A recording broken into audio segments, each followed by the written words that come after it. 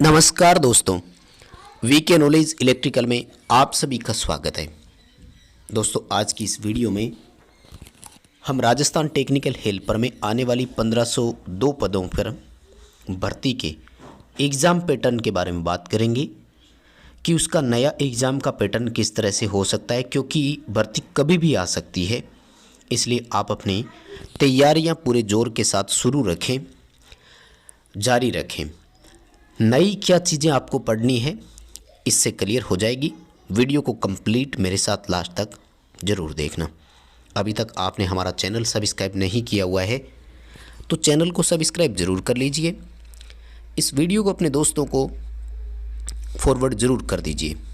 यदि आपको वीडियो पसंद आए तो लाइक ज़रूर कीजिए, शेयर ज़रूर करना ताकि आपके दोस्त भी इसे देख सके और इस पैटर्न के अनुसार वो तैयारी को शुरू कर देवें। इस वीडियो की डिस्क्रिप्शन में आपको लिंक दिया हुआ है। हमारा एंड्रॉयड ऐप डाउनलोड ज़रूर करें अगर आपने अभी तक नहीं किया है तो। ऐप में आपको प्रैक्टिस टेस्ट और सब कुछ मिलेगा, जहां आप अपनी तैयारी पता कर सकते हैं कि आपकी किस लेवल की तैयारी है। दोस्तों, इस बार टेक्निकल हेल्पर में 2 एग्ज़ाम होंगे, ये कन्फर्म हो गया है। एक प्री होगा और एक मेन एग्ज़ाम होगा। जैसा कि हम सभी जानते हैं, प्री और मेन जब भी बात आती है तो ये हमेशा 2 अलग अलग पेपर होते हैं और इनके बीच में समय मिलता है। प्री और मेन कभी एक दिन नहीं होगा, ये ध्यान रखना। बताया ये जा रहा है कि प्री एग्ज़ाम में ज़्यादा नंबर ऑफ़ कैंडिडेट होंगे, इसलिए वो तो अलग अलग शिफ्ट में होगा। लेकिन मेन एग्ज़ाम जो है वो बता रहे हैं इस बार कि केवल एक ही पेपर होगा, तो इससे थोड़ा फ़ायदा ज़रूर मिलेगा, क्योंकि मेन एग्ज़ाम जो है वही सिलेक्शन के लिए रोल अदा करेगा, तो वो केवल एक ही पेपर होगा। जबकि प्री एग्ज़ाम जो है वो एक से अधिक शिफ्ट में, एक से अधिक दिन में पेपर होने की पूरी संभावना है। इसलिए प्री की भी आपको ज़बरदस्त तैयारी करनी पड़ेगी। यदि मैं प्री के सिलेबस पर आपसे चर्चा करूं तो आज की जो लेटेस्ट न्यूज़ है उसमें यही है कि 50% टेक्निकल रखा जाएगा और 50% नॉन टेक रखा जाएगा। अब नॉन टेक में देखो क्लियर नहीं हुआ है कि क्या चीज़ें आएगी और कितने नंबर का आएगा ये भी नहीं बताया। लेकिन हम 50-50 को अगर 100 नंबर का मानकर भी चलें तो 50 नंबर यहाँ पर टेक्निकल के ज़रूर आएंगे, यानी आपके ट्रेड से रिलेटेड होंगे वो। उसमें प्रैक्टिकल थ्योरी दोनों मिक्स होते हैं और इलेक्ट्रीशियन में इलेक्ट्रॉनिक्स के क्वेश्चन साथ में आते हैं, वो ध्यान रखना है। नॉन टेक में रीजनिंग आएगी जहाँ तक मेरा मानना है एक तो। दूसरा कौन सा है तो वो नोटिफिकेशन जब आएगा तो सब क्लियर हो जाएगा, हमारे सामने उसका स्पष्ट पता लग जाएगा। बात करें यदि प्री की तो बताते हैं कि ये केवल क्वालिफाइंग होगा, मतलब आपको इसको क्वालिफाई करना होगा केवल।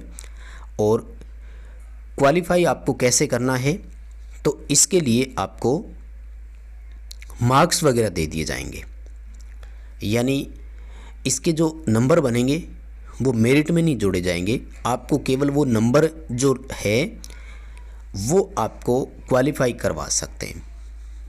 इसका मेरिट में कोई रोल नहीं होगा, यानी टेक्निकल में आपने कितने अच्छा यहाँ कर दिया वो कोई इसका फ़र्क नहीं पड़ेगा। अब क्वालिफाई कैसे करवा सकते हैं आपसे, हालांकि ये पूरा क्लियर तो देखो तभी होगा जब ऑफिशियल नोटिफिकेशन हमारे सामने आएगा।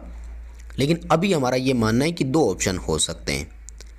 या तो मिनिमम पास मार्किंग रखी जाए, जैसे वो हमें ये बता दें कि अनरिजर्व कैटेगरी, ईडब्ल्यूएस और ओबीसी कैटेगरी है तो उनके 35% कर दिए जाएं, और जैसे एससी एसटी के लिए 30% मार्क्स रख दिए जाएं कि आपको जो पेपर हो रहा है उसमें कम से कम इतने नंबर तो लाने होंगे, तो आप जो है वो मेन एग्ज़ाम के लिए क्वालिफाई कर जाएंगे या मेन एग्ज़ाम में एंटर आप हो सकते हैं। और ऐसा नहीं हो तो फिर दूसरा तरीका होता है कि जितनी सीटें आएगी उन सीटों के गुणा में कैंडिडेट्स को बुलाया जाए। जैसे 5 गुना बुला सकते हैं, 10 गुना बुला सकते हैं, 15 गुना, 12 गुना बुला सकते हैं। तो इसमें मेरा ऐसा मानना है कि सीटों के गुणा में अभ्यर्थियों को बुलाना थोड़ा सा स्क्रीनिंग प्रॉपर नहीं कर पाएगा, क्योंकि इसमें बच्चा अगर हो सकता है 70% नंबर ले आए फिर भी बाहर हो जाए। तो मिनिमम पास मार्क वाला मुझे लगता है ज़्यादा सही रहेगा।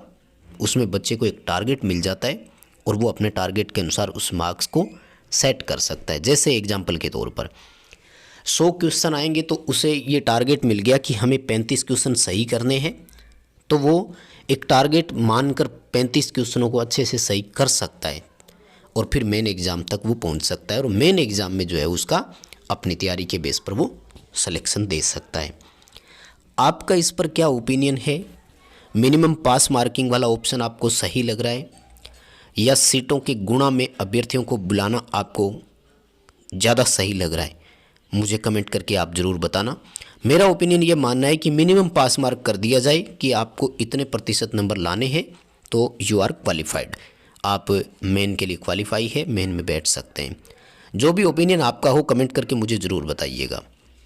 अब यदि मैं बात करूं मेंस एग्ज़ाम के बारे में, तो मेंस में दोस्तों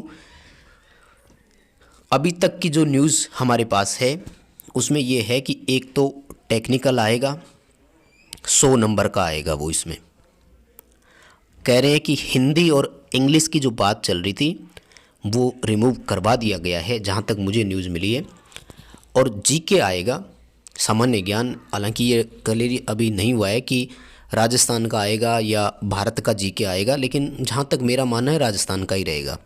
तो 50 नंबरों का राजस्थान का जीके आएगा, यानी मेन एग्ज़ाम आपका 150 नंबरों का होना है और मेरिट जो है वो 150 में से ही बनेगी। टेक्निकल के 100 क्वेश्चन इसमें हो जाएंगे आपके।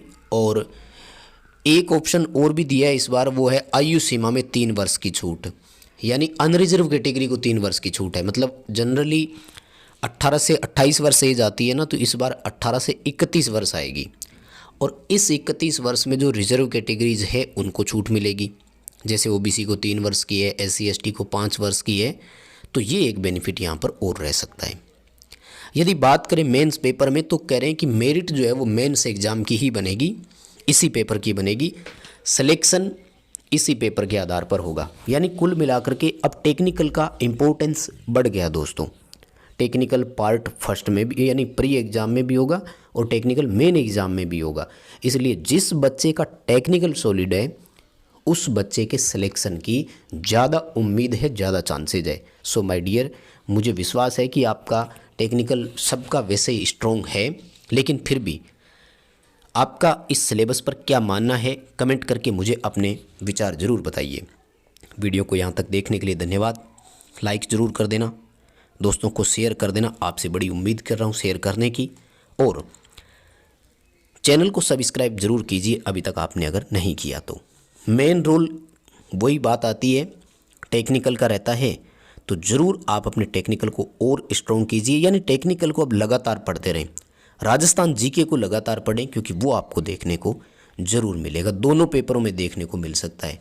तो टेक्निकल और राजस्थान जीके दोनों पार्ट के लिए बड़े इंपॉर्टेंट